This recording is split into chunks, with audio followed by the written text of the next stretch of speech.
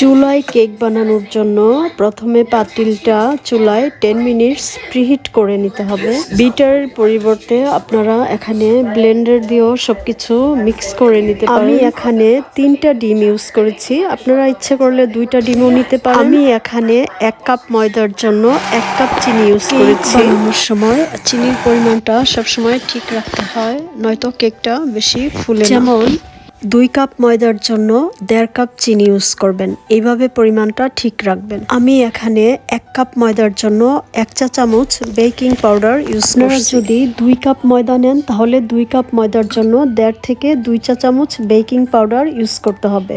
পরিমাণটা আপনারা সবসময় বুঝে ইউজ করবেন। বেকিং পাউডার দেওয়ার জন্য বেকিংয়ের মেজারমেন্টের যে চামচগুলো পাওয়া যায় ওই চামচগুলো ইউজ করাই ভালো। মিল্ক অল্প ইউজ করতে হবে যাতে বেশি লিকুইড না হয়ে যায়, তবে গ্রেভি রাখাই ভালো। আমি এখানে 1 কাপ ময়দার জন্য 1/2 কাপ তেল ইউজ করছি। বেশি পরিমাণ তেল ইউজ করলে কেকটা তেলতেলে হয়ে যাবে, এই জন্য আপনারা 2 কাপ ময়দার জন্য 1 কাপ তেল ইউজ করবেন আর 1 কাপ ময়দার জন্য 1/2 কাপ তেল ইউজ করবেন। আমি এখানে কেকে সুন্দর একটা স্মেল আসার জন্য 1/2 চা চামচ ভ্যানিলা এক্সট্রাক্ট ইউজ করছি। সবকিছু একসাথে ভালোভাবে মেশানোর পর একটা মোল্ডের মধ্যে একটা বেকিং পেপার দিয়ে কেকের ব্যাটারটা ঢেলে দিবেন। আপনারা যদি পাতিলের মধ্যে একটা পেপার বা বেকিং পেপার বা যে কোনো রকমের কাগজ দিয়ে তারপর স্ট্যান্ড দিয়ে কেকের মোল্ডটা বসিয়ে দেন তাহলে কেকটা পুড়ে যাবে না। আমি এখানে কেকটাকে 40 মিনিট মিডিয়াম লো আঁচে চুলায় দিয়ে রাখছিলাম। আমার কেকটা কিন্তু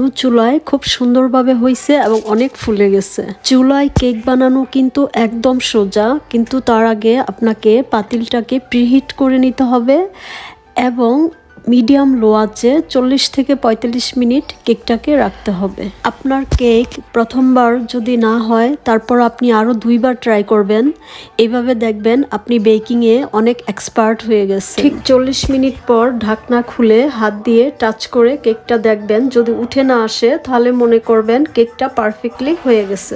আমি এখানে 2 টেবিল চামচ চিনি এবং 1 টেবিল চামচ গরম পানি দিয়ে এই সুগার সিরাপ বানাইছি। কেকটা চুলা থেকে নামানোর পর গরম অবস্থায় সুগার সিরাপ ব্রাশ করে দিলে কেকটা খেতে অনেক মজা হবে। আপনারা ইচ্ছা করলে এই সুগার সিরাপ চুলায় অথবা মাইক্রোওয়েভে বানিয়ে নিতে পারেন। আমি নর্মালি মাইক্রোওয়েভটাই ইউজ করি। তারপর এই সুগার সিরাপ এই গরম কেকের উপর ব্রাশ করে দিতে হবে। আমি এখানে এই গরম কেকটাকে একটা ক্লিং ফিল্ম দিয়ে 20 মিনিট ঢেকে রাখছি যাতে ঠান্ডা হয়ে যায়। ঠান্ডা হওয়ার পর কেকটা আপনারা সুন্দরভাবে কেটে নেবেন। এই তো হয়ে গেল চুলায় খুব সুন্দর ভ্যানিলা পাউন্ড কেক। সহজ পদ্ধতিতে চুলায় কিভাবে আপনারা কেক তৈরি করবেন এরকম আমার আরও ভিডিও আসবে। তো আজকে এই পর্যন্তই, সবাই ভালো থাকবেন, আল্লাহ হাফেজ।